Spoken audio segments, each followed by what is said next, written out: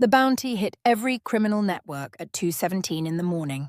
$100,000, dead or alive. And the name attached to that price made hardened men go quiet in the middle of conversations they had been having for years without flinching. Kang Min-jae, the man who had built the most feared Korean criminal empire across 3 continents. The man who had started with nothing but a sharp mind and a willingness to do what others wouldn't, and had turned that into something that governments quietly tracked and powerful men privately feared. The man whose name alone was enough to end negotiations before they started. Silence rooms without a single word, and stop wars that hadn't even been declared yet. People didn't come after Min-jae. That was just understood. It wasn't a rule that anyone wrote down anywhere. It was just a fact. The way gravity is a fact, the way night following day is a fact. You didn't hunt Kang Min-jae, not if you wanted to keep breathing, but the bounty was real. Every encrypted forum confirmed it. Every underground broker who saw it went quiet for a moment before forwarding it to someone else. It moved through criminal networks the way wildfire moves through dry grass, fast, consuming, impossible to stop once it had started. And the name of the person who had posted it, that's what broke people's composure. That's what made men who had seen everything lean back in their chairs and exhale slowly and say nothing for a long time. His ex-wife. Not a rival organization, not a government operation with a cover story, not some new player trying to make a name for themselves in the most dangerous way possible. His ex-wife. The woman who had sat at his table, who had worn his name, who had known his patterns, his routines, his weaknesses, the small things that nobody outside of a marriage ever gets to learn about a person.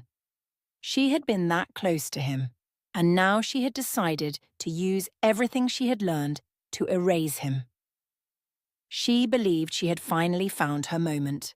She believed she had the right people, the right money, the right positioning. She believed she had already won. What she didn't know was that someone inside her own home was already working against her. Someone who sat across from her at breakfast. Someone she asked for coffee and handed her schedule to and trusted with the details of her day. Someone she had let inside her world so completely that it had never once occurred to her to question whether that person was really on her side.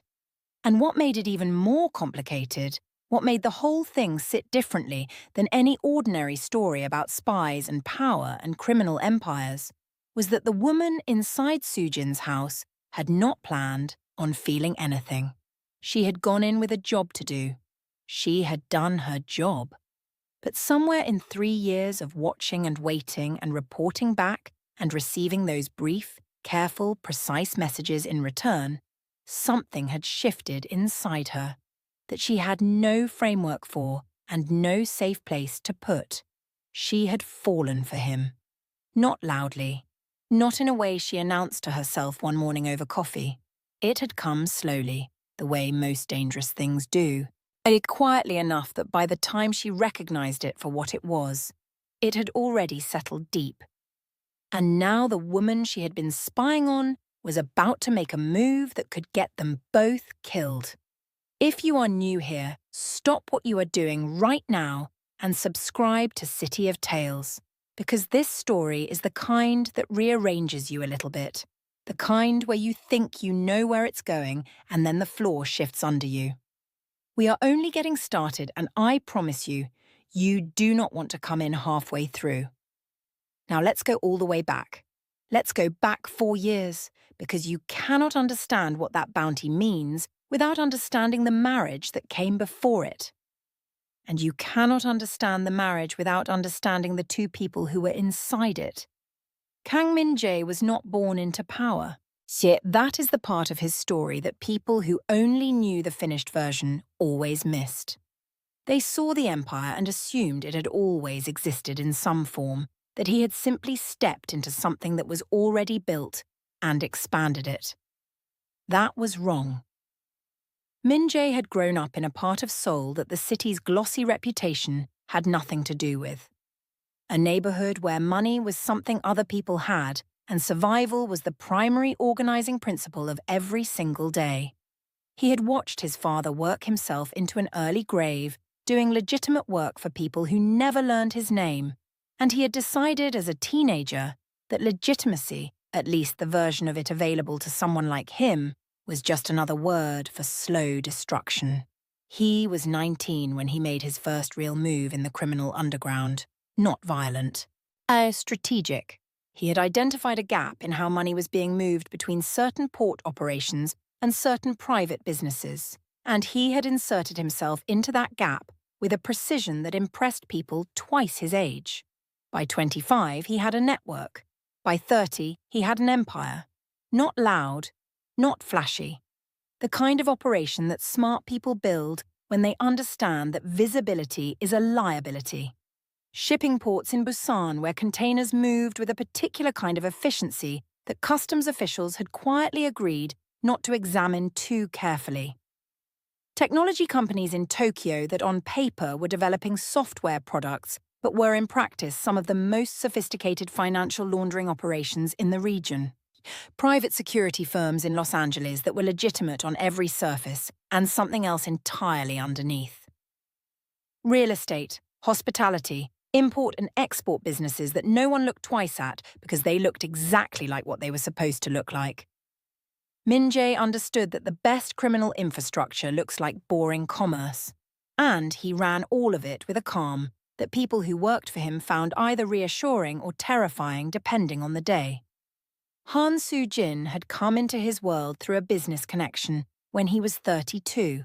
She was the daughter of a family with old money and political reach, the kind of background that opened doors Min Jae's operation had been finding other ways around. She was sharp, socially precise. She understood power in a way that most people who were raised with it never quite do, because they take it for granted, and she never had, even with all her advantages. She had grown up watching her father navigate rooms, and she had absorbed every lesson without being taught a single one directly. The first time Min Jae met her, he spent most of the evening watching her work a room full of powerful people and file away what she learned from each interaction. He recognized the behavior because he did the same thing. He was drawn to her intelligence before anything else. They were married within a year. For a while it worked. They were well matched in certain ways. They understood each other's ambitions. They didn't waste energy pretending to be things they weren't when they were alone together. There was a comfort in being around someone who operated at the same temperature you did, who didn't require explanations for the parts of you that the rest of the world found difficult. But something had always been wrong underneath it, something that Min Jae had seen clearly and had never spoken out loud and had eventually decided he could no longer stay close to. He ended the marriage when he was 36, 9 minutes in court. That was all it took because by the time they were sitting in front of a judge, every practical decision had already been made. Assets divided, agreements signed, everything clean and quick and arranged to generate as little public attention as possible. Soo-jin had walked out of that courtroom with an expression that the people watching couldn't quite read. Not devastated, not relieved. Something more complicated than either of those things. Most of the people who heard about the divorce assumed she had come out badly, that a woman leaving a marriage to someone like Min Jae was a woman who had lost. That was the last time they underestimated her. Because Soo-jin had walked out of that courtroom with something more useful than money. She had walked out with 4 years of knowledge about how Min Jae operated, the rhythms of his business, the names and faces of the people closest to him, the vulnerabilities in the structure of an empire built on discretion, which meant it was also built on the assumption that the people closest to it would stay quiet. She had no intention of staying quiet, but she was patient. That was always her sharpest quality. She didn't move quickly when the situation didn't call for it.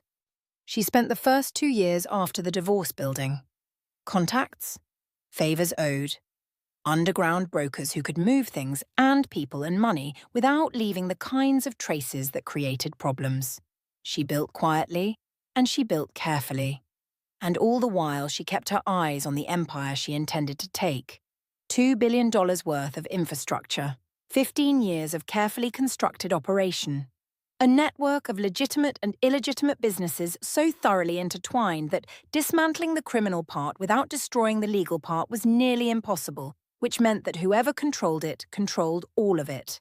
That was what Soo-jin wanted. Not just revenge.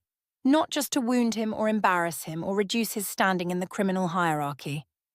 She wanted his entire world. She wanted to absorb it. Rebrand it, run it under her own direction, and let the achievement of having taken it from him be the thing she looked at every morning when she woke up. Min-jae had known this was coming. He had known it not because he had surveillance on her, though eventually he would, and not because of any particular intelligence that had come to him through his network. He had known it because he knew her.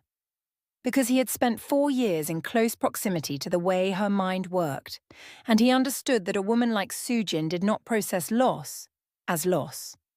She processed it as a problem to be solved.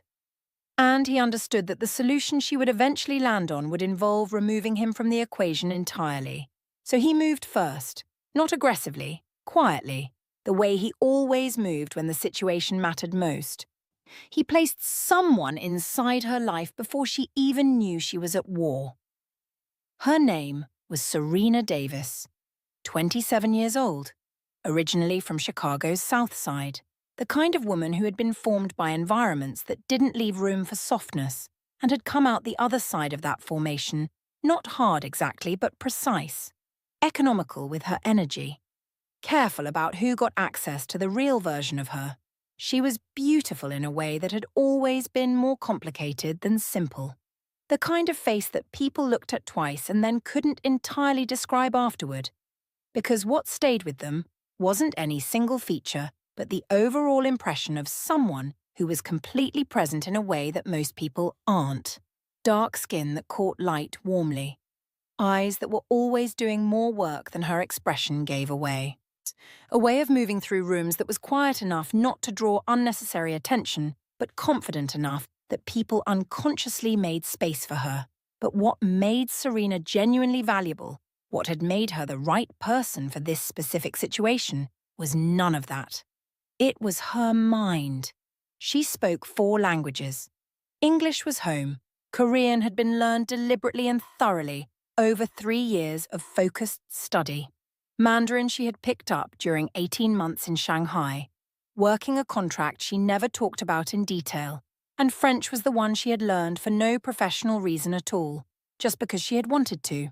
She understood corporate finance well enough to read a balance sheet and identify the places where numbers had been arranged to conceal rather than reveal. She could sit in a room with powerful people and absorb information without appearing to be doing anything other than existing pleasantly in the background.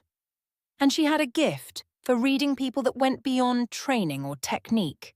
She could feel when someone was managing her, could feel the small shifts in a person's energy when they were deciding how much to show and how much to hide. It wasn't something she could always explain after the fact. It was more like a frequency she was tuned to, a low signal that ran underneath most social interactions that most people never learned to hear. Min-jae had found her through a former colleague who owed him a significant favor and had settled it by providing him with a shortlist of exactly 3 people suited for a specific kind of long-term embedded operation. He had read Serena's file twice, then arranged to meet her himself. She had prepared for that meeting the way she prepared for everything consequential. Research, controlled expectations, a clear internal framework for what she was there to assess. She had told herself that morning with complete sincerity that she was not going to be impressed. She had heard the name Kang Min-jae the way most people heard it, attached to a particular category of reputation that made you cautious before you were curious. Men who built empires in the shadows were a known type. She had worked adjacent to several of them, and she understood the performance of power well enough not to be seduced by it. But Min-jae didn't perform. That was the first thing that disrupted her framework. He was already seated when she arrived, which meant he had either deliberately arrived early to control the spatial dynamic, or he was simply someone who arrived early. She would figure out later that it was both. He looked up when she walked in, looked at her for a moment with an attention that wasn't intrusive but was complete, the way a person looks when they are actually seeing you rather than just processing your presence. And then he gestured toward the chair across from him without standing up, which in a different person would have read as dismissive, but in him read as just honest. He wasn't performing courtesy. He was waiting to have a real conversation. She sat down. He asked her, without preamble, if she knew why he had chosen to consider her specifically. She told him she didn't. He said it was because she had spent her entire adult life in close proximity to people with significant power and had never been consumed by any of them. That she had stayed herself. That quality, the ability to be inside someone's world without becoming absorbed into their version of reality, was rarer than almost any technical skill he could have looked for. Serena had not expected that answer. She stayed quiet and let him continue. He explained the situation clearly and without decoration. His ex-wife, the divorce, his certainty that Soo-jin was building towards something that would eventually become a direct threat, his need for someone inside her circle who could give him advance information without Soo-jin ever having reason to suspect them. He told her the role was personal assistant, that it would require full commitment, that it could last anywhere from 1 year to several depending on how quickly Soo-jin moved, that the compensation would be significant and the risk, if she was discovered, would be serious. Serena asked what she should do when she found what he was looking for. He said, "Contact me immediately.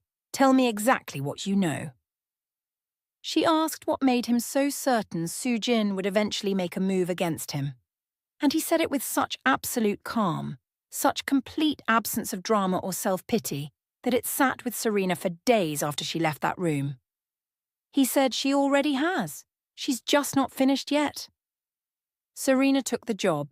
She spent 3 months preparing. Her cover was built carefully and thoroughly. A professional background that was real in every verifiable detail. Its references who would speak to her character and her competence without hesitation.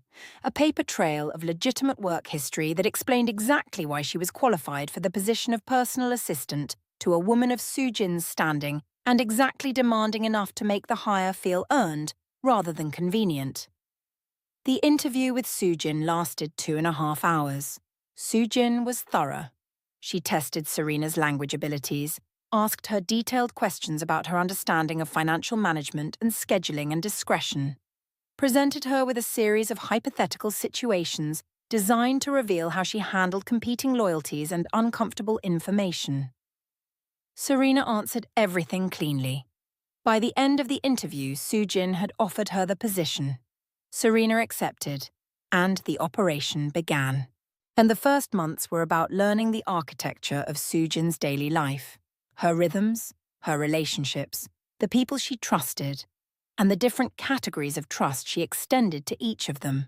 The way she organized information, the spaces in the mansion where she felt most private and therefore most likely to be unguarded, the patterns in how she communicated with different people, what platform, what time, what level of encryption or precaution. Serena filed all of it away and reported the relevant parts back through the secure channel Min-jae had established. His responses were always brief, precise, occasionally a question for clarification, sometimes just an acknowledgement. She had expected to find the communication impersonal, transactional.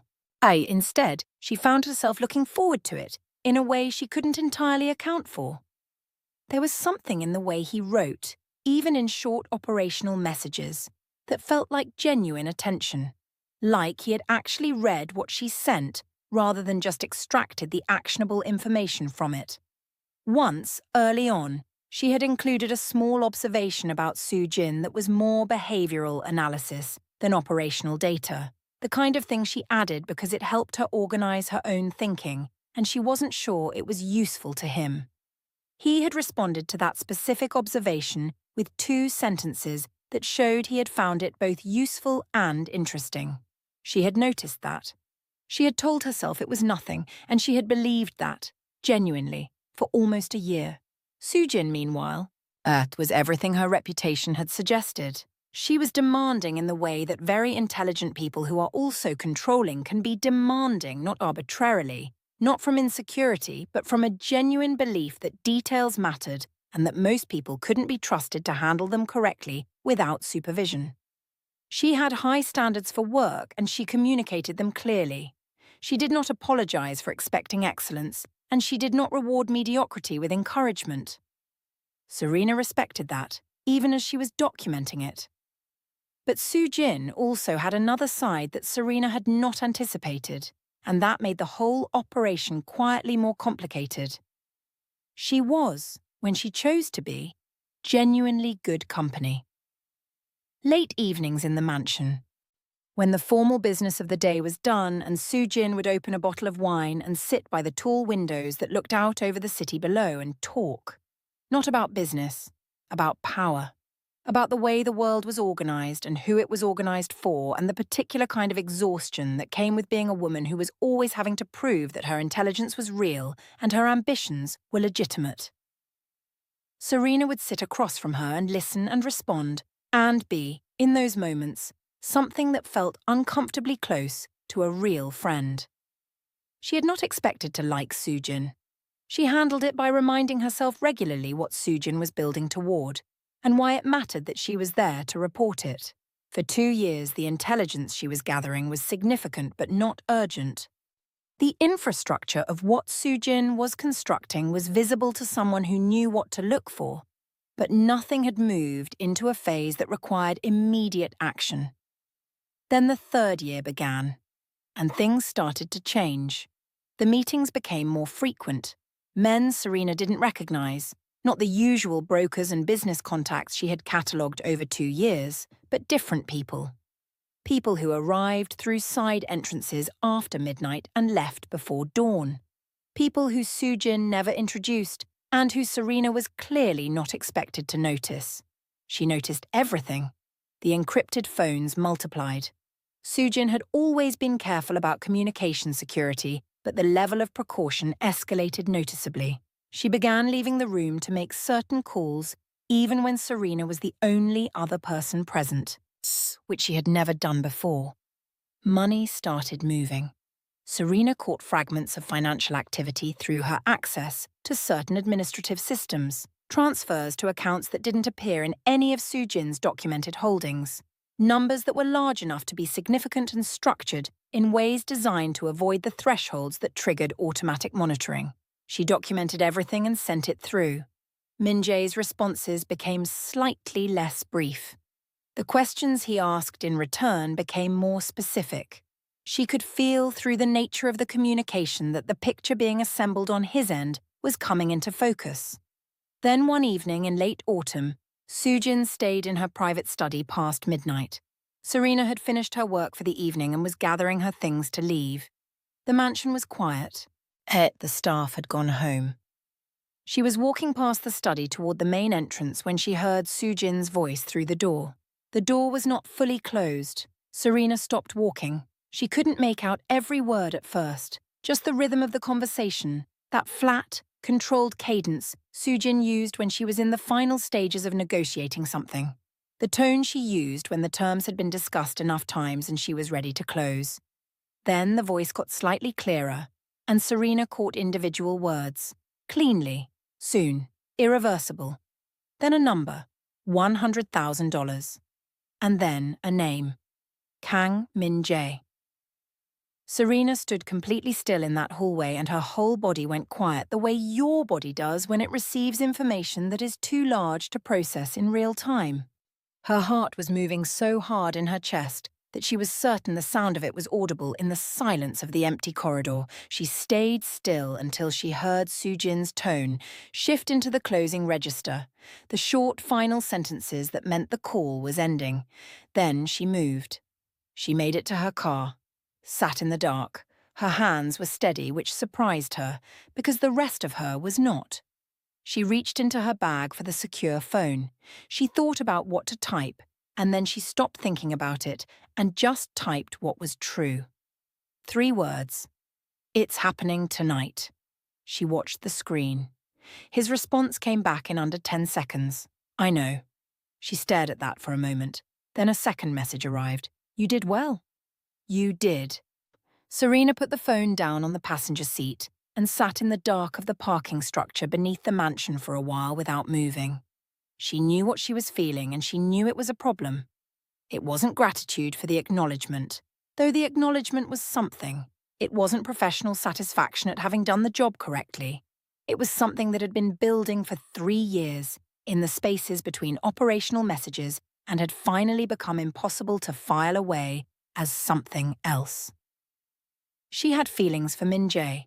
Real, specific, complicated feelings for a man she had spoken to in person exactly once and had communicated with through a secure channel for 3 years, and had spent those 3 years telling herself she was simply a professional who respected a client.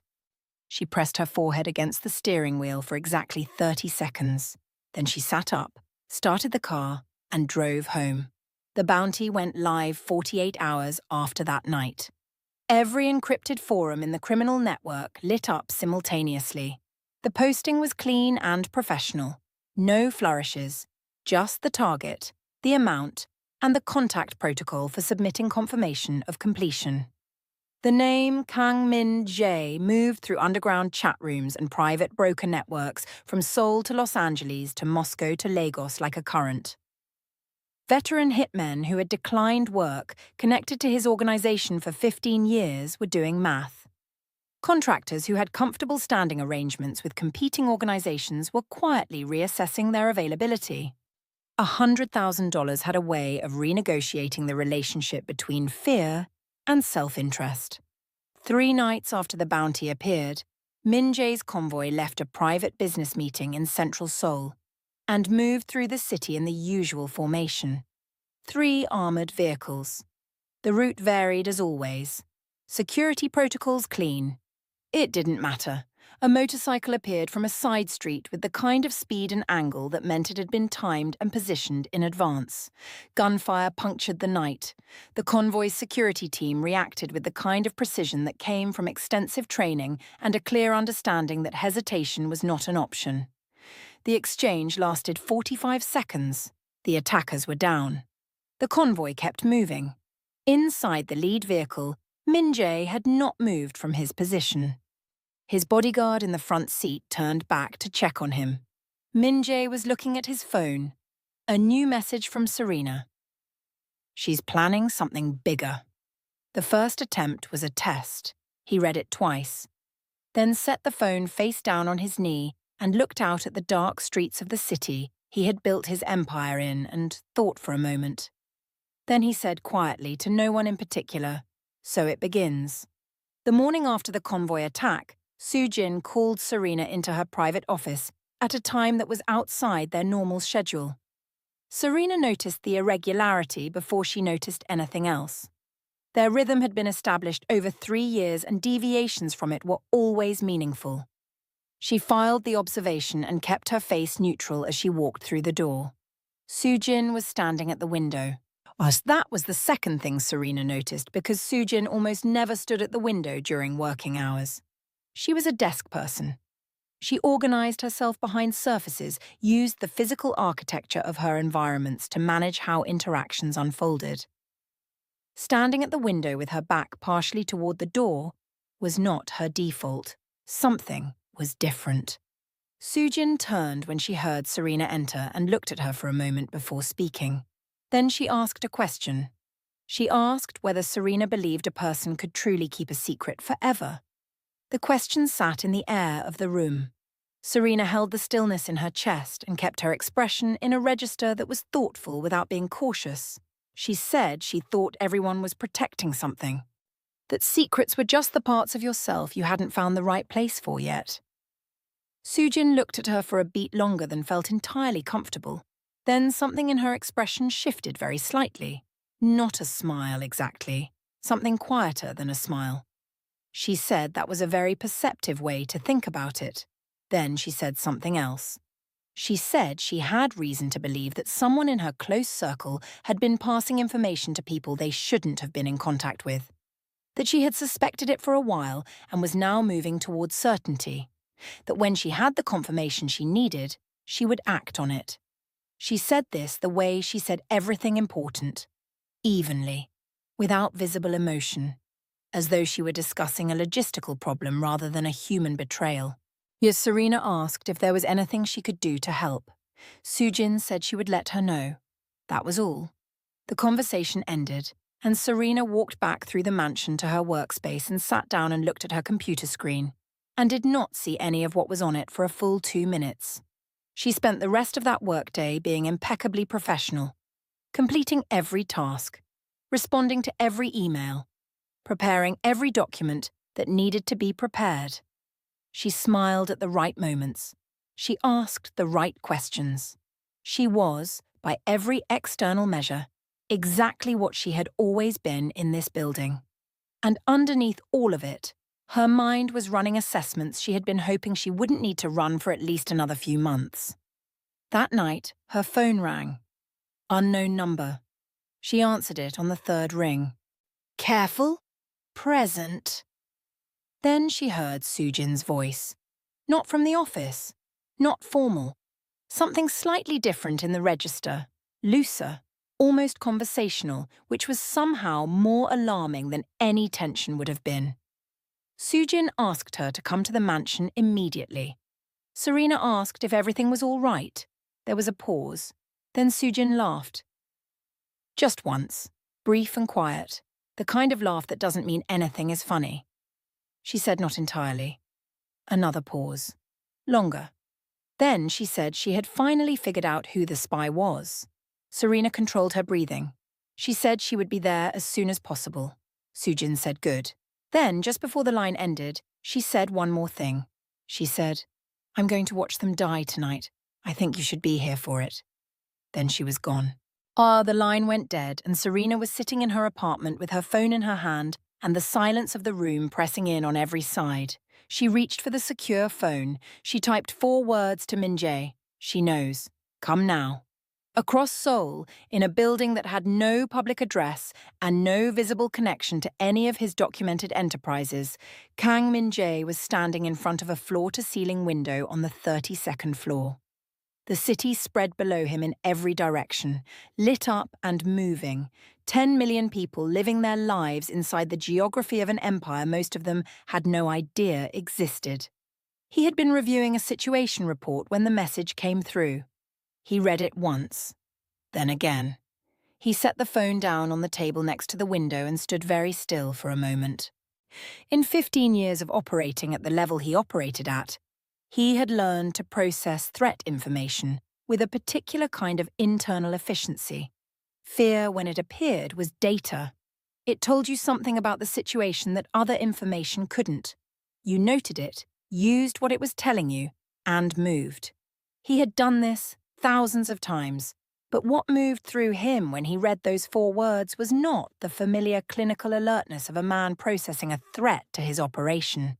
It was something else. It was fear for her.